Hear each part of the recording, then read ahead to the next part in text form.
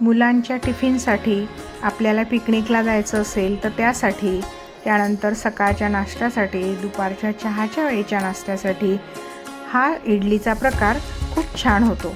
पटकनही होतो, पौष्टिक होतो, चवदार होतो, रंगतदार होतो. तर ही इडली कशी करायची बघूया. यासाठी मोठ्या वाटीभर मी इथे गावरान मुगाची डाळ घेतली, त्याच वाटीने तांदूळ घेतले, स्वच्छ धुतले आणि 2 तासासाठी भिजत घातले आहेत.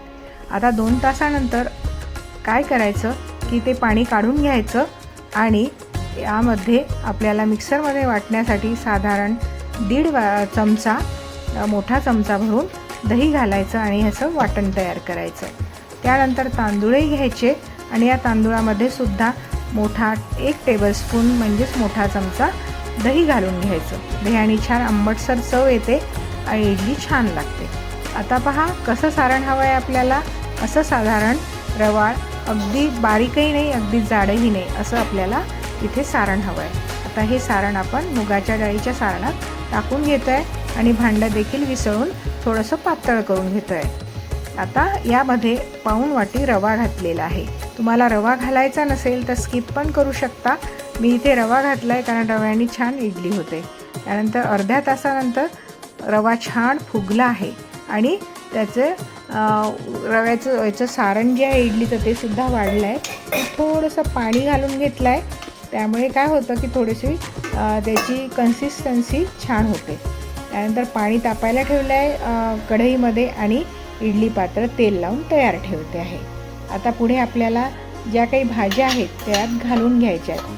ही सिमला मिरची आहे, बारीक चिरून घेतली 1 सिमला मिरची आणि 1 गाजर घेतला आहे. तुम्हाला हव्या त्या भाज्या तुम्ही घालू शकता, ब्रोकोली वगैरे सगळं, पण ज्या सिजनेबल ज्या अवेलेबल असतील तर त्या भाज्या घालायच्या. 1 मिरची घातली आहे, तुम्हाला घालायची नसेल तर तुम्ही स्किप करू शकता. आलं घातलं इंचभर आणि स्वीटकॉर्नचे दाणे घातलेले आहेत. हे सगळं आता छान एकत्र करून घ्यायचं म्हणजे भाज्या त्या सारणामध्ये एकत्र होतात.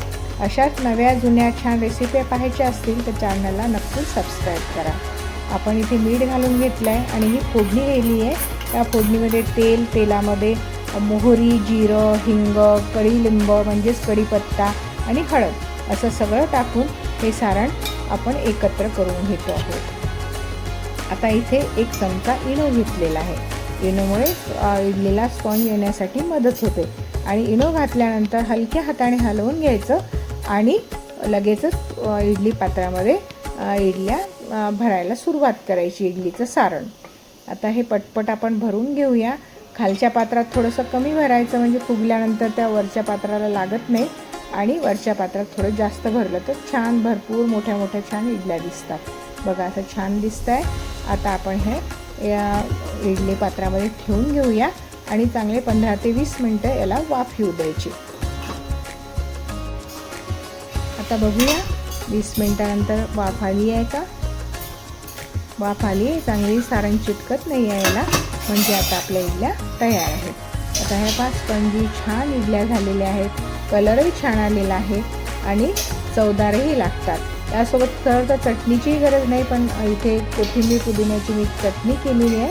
तुम्ही सॉससोबत खाऊ शकता, नुसत्याही इडल्या ह्या खाऊ शकता. बघा कुठेही कमी वाफ नाही आली, छान वाफ आली आहे, छान इडली फुगलेली आहे.